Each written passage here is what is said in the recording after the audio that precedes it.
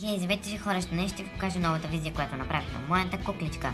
И тя е нова, но ако ви интересува, аз мисля, ако искате да направя клип за нея, утре може да направя един клип, ревю за нея, откъде я взех и така нататък, и така нататък, разбрахте ме, откъде я взех, колко пари струва, например, и така нататък.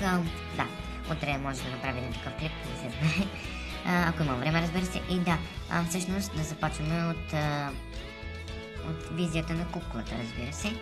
Ами тя няма нещо много обичайно или много готино, поне според мен.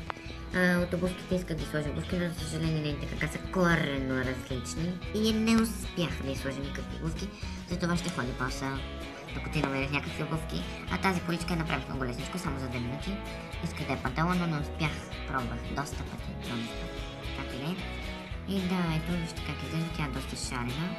И тази кука е малко по-различна, тук е малко по-едричка, тук е много слаба и е трудно да направя някаква дълга роклика, свързано нещо.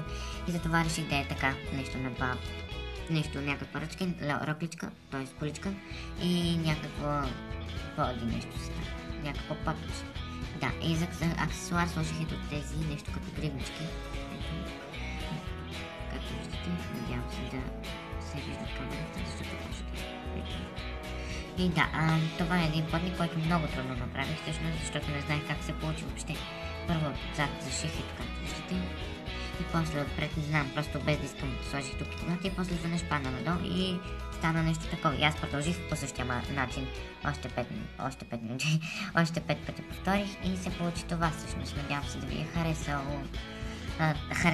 Да ви хареса тази количка и това плътниче. Надявам се да ви харесват. И да, утре за куклата ще пусна едно видео. Надявам се да го гледате и да, общо взето е това. Ако ви е харесало, дайте палец нагоре.